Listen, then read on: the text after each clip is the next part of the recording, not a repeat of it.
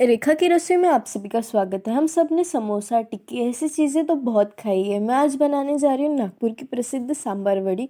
बहुत बहुत स्पेशल और टेस्ट में इतनी लाजवाब, जिसका भी आपने एक बार खिला दिया वो स्वाद नहीं भूलेंगे। और इस रेसिपी का सामान हमारे घर में ही होता है, हमें कहीं बाहर जाने की ज़रूरत नहीं पड़ती। तो चलिए आज बनाते हैं एकदम स्ट्रीट स्टाइल नागपुर की फेमस सांबर वड़ी, वो भी किसी बिना झंझट के और एकदम आसानी से। आप देख सकते हैं मेरी स्टफिंग कितनी क्रिस्पी और क्रंची है। तो चलिए एक नज़र इंग्रेडिएंट्स की ओर डालते हैं। सबसे पहले मैंने लिया 1 कटोरी मैदा, 1 कटोरी बेसन, 1 कटोरी में तिल और साथ साथ 1 कटोरी में पीसे हुए शेंगदाने, फल्ली के दाने। और हमने लिया है खोबरा किश, और साथ में हमने यूज़ किया है काफ़ी सारा फ्रेश धनिया।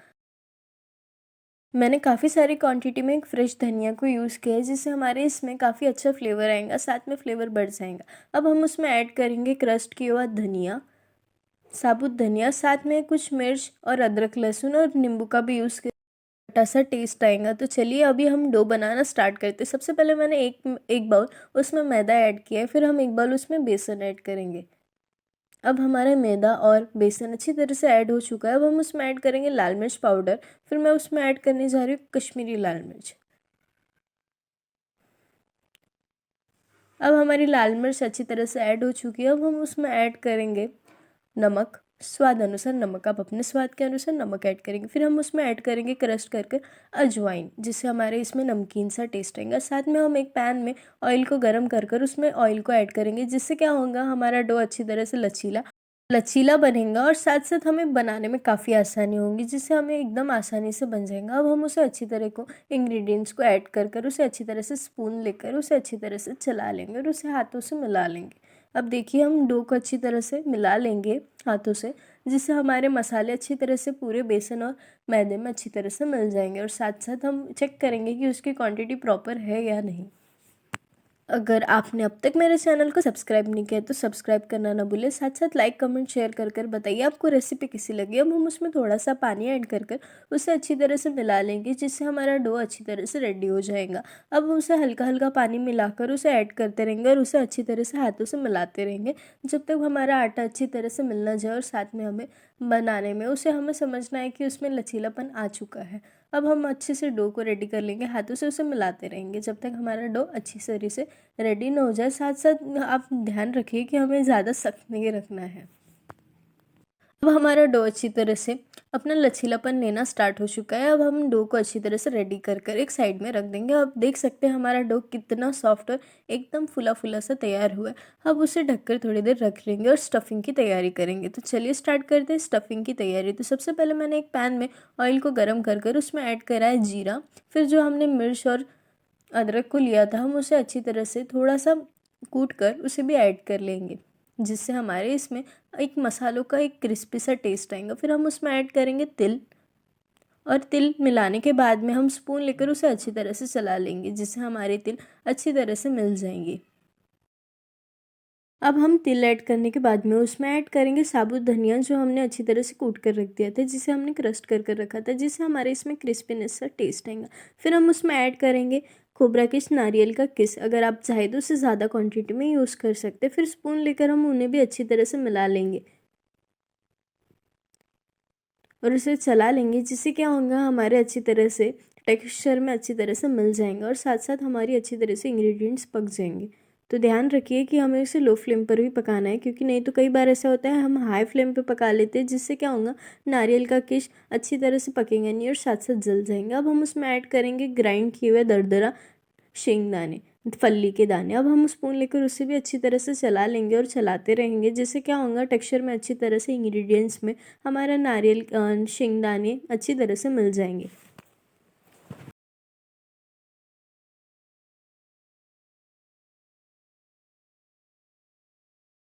तो अब हमारे इंग्रेडिएंट्स अच्छी तरह से रेडी हो चुके हैं। हम स्पून लेकर उसे अच्छी तरह से चला लेंगे और ध्यान रखिए कि हमें इसे लो फ्लेम पर ही चलाना है। अब हम उसमें ऐड करेंगे मसाले, जिससे हमारे इसमें मसालों का एकदम प्यारा सा जायका आएंगे। उसमें हम ऐड कर रहे हैं 1 स्पून धनिया पाउडर, लाल मिर्च पाउडर, हल्दी।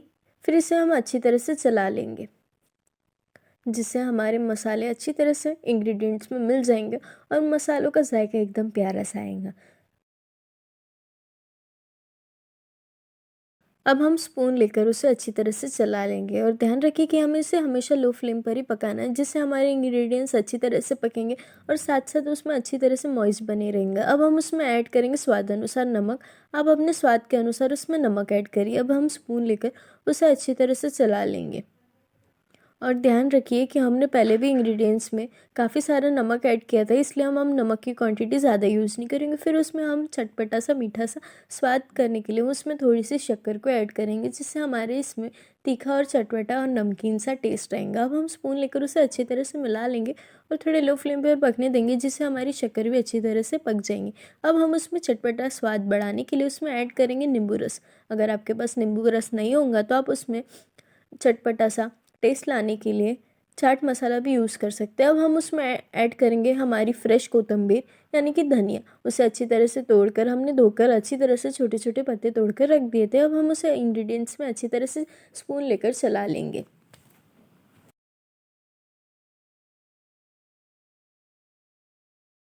तो अब हमारी कोथिंबीर अच्छी तरह से इंग्रेडिएंट्स में मिलना स्टार्ट हो चुकी है, जो हमने मसाला रेडी किया था। हम ध्यान रखेंगे कि हम कोथिंबीर को अच्छी तरह से पकेंगे और साथ में उसे अच्छी तरह से चलाते रहेंगे, जिससे हमारे मसाले में अच्छी तरह से कोथिंबीर मिल जाएंगी यानी कि धनिया। अब हमारी धनिया अच्छी तरह से उसमें पकना स्टार्ट हो चुकी है।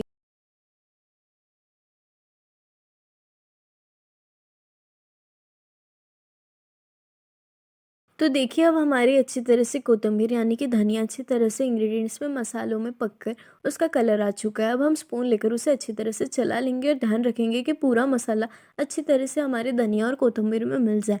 अब हम स्पून लेकर उसे अच्छी तरह से मसाले में मिला लेंगे और हमारे कोथिंबीर को रेडी करेंगे।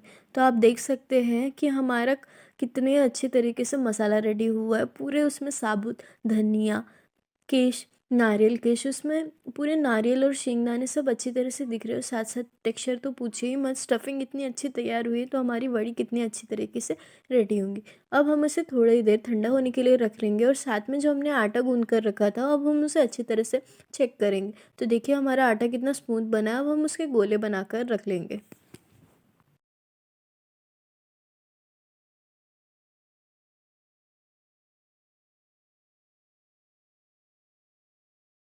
देख सकते हैं हमारा आटा कितना सॉफ्ट और लचीला है। अब हम उसके गोले बनाकर रख लेंगे, जिससे क्या होगा जब हम बेलेंगे तो हमें काफ़ी आसानी होगी बेलने में। अब ध्यान रखिए कि आप जब भी इसे बनाएं तो आप पहले उसे गोले बनाकर रख लेंगे, नहीं तो कई बार ऐसा होता है कि आटा हमारा कई देर रखने के बाद में वो सख्त होना स्टार्ट हो जाता है। अब हम रोटी को बेल लेंगे। अगर आप भी इसी तरह से डो बनाएंगे तो आपको भी कभी बेलने में इस तरह से प्रॉब्लम नहीं आएंगी। अगर मेरी रेसिपी पसंद आए तो लाइक कमेंट शेयर करके ज़रूर बताइए। अब हम रोटी को अच्छी तरह से बेल लेंगे और उसे चारों किनारों से अच्छी तरह से बेल लेंगे, जिससे क्या होगा हमारी जब हम स्टफिंग ऐड करेंगे वो तो अच्छी तरह से कोटिंग करने में हमें आसानी होगी। अब हम बेलने के बाद में इसी तरह से काफ़ी रोटियां बेल कर रख देंगे और साथ साथ उसमें स्टफिंग ऐड करेंगे। अब हमारी स्टफिंग भी अच्छी तरह से ठंडी हो चुकी है। हम स्टफिंग को हमारे जो बेल कर रोटी रखी थी उसमें ऐड करेंगे। तो आप देख सकते हैं हमारी अभी स्टफिंग उसमें अच्छी तरह से ऐड हो चुकी है। अब हम उसे थोड़ा सा स्लरी लेकर उसे चारों ओर से दबा लेंगे और साथ में हम उसकी पैकिंग कर लेंगे। और कोटिंग करने के बाद में हम उसे थोड़ा सा पानी ऐड कर कर उसे चिपका लेंगे, जिससे क्या होगा जब हम इसमें ऑयल में छोड़ेंगे तो हमारी ये वड़ी कभी फटेंगी नहीं और साथ साथ इसमें अच्छी तरह से कवरिंग और पैकिंग हो जाएंगी।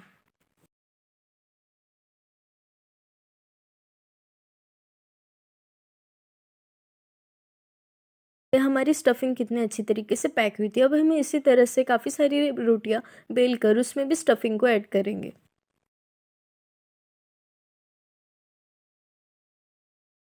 नागपुर में ये सांभर वड़ी काफ़ी प्रसिद्ध है। लोग इसको खाने के इतने दीवाने हैं कि वो स्ट्रीट में जाकर इसे हमेशा खाते रहते हैं। तो देखिए अब हमारी दूसरी रोटी भी अच्छी तरह से तैयार है। अब उसमें भी हमने स्टफिंग ऐड कर दी। हम पानी लेकर उसे भी अच्छी तरह से चिपका लेंगे, जिससे वो कभी भी ऑयल में फटेंगी नहीं।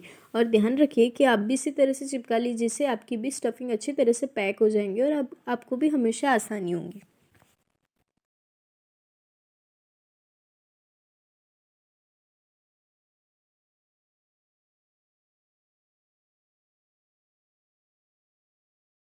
हमारी सांभर वड़ी स्टफिंग के साथ में अच्छी तरह से रेडी हो चुकी है। अब हम एक पैन में तेल को गरम कर कर उसमें सांभर वड़ी को ऐड करेंगे और फ्लेम को हाई रखेंगे, जिससे क्या होगा हमारी स्टफिंग अच्छी तरह से पक जाएंगी और साथ साथ हमें आसानी से उसे निकालने में भी कोई दिक्कत नहीं आएंगी। अब हम उसे ऑयल से लेकर उसे चला लेंगे, जिससे क्या होगा, हमारे ऊपर की भी स्टफिंग के साथ में हमारी कवरिंग जो है वो अच्छी तरह से पक जाएंगी।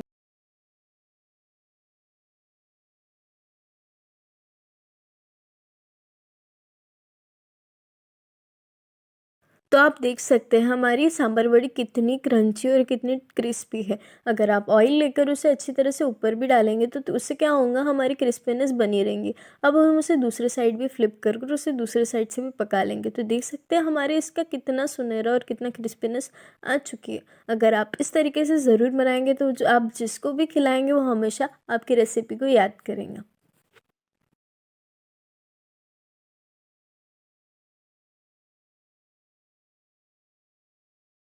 हमारी सांभर बड़ी अच्छी तरह से पकना स्टार्ट हो चुकी है। अब हम इसे फ्लिप कर कर दूसरी साइड भी कर लेंगे, जिससे हमारी दूसरी साइड भी अच्छी तरह से पक जाएंगे। अब हमारी सांभर बड़ी पक चुकी है, तो हम प्लेट लेकर उसे निकाल लेंगे और एक्सेस ऑयल को भी झाड़ लेंगे।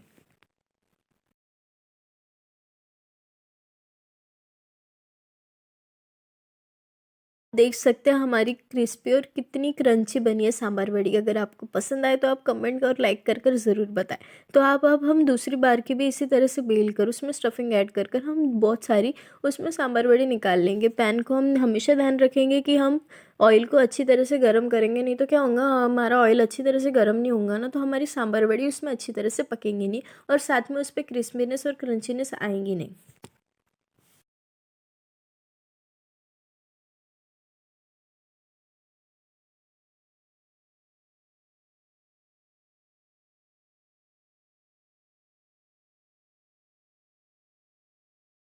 हमारी सांभर बड़ी अच्छी तरह से रेडी हो चुकी है। अब हम स्पून लेकर उसे दूसरी ओर भी फ्लिप कर लेंगे, जिससे क्या होगा, हमारी दोनों साइड की अच्छी तरह से सांभर बड़ी रेडी हो जाएंगी। और उसे थोड़ी स्पेस पर रखिए, जिससे क्या होगा, हमारी सांभर बड़ी चिपकेंगी नहीं।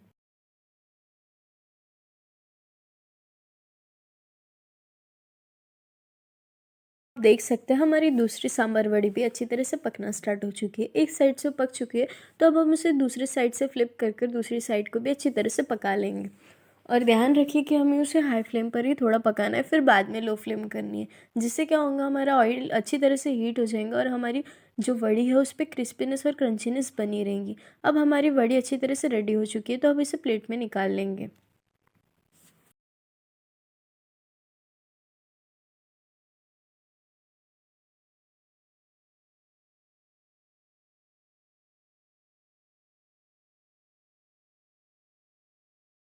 अब हमारी पूरी अच्छी से सांभर वड़ी रेडी हो चुकी है। अब हम इसी तरह से पूरी सांभर वड़ी को बनाकर निकाल लेंगे।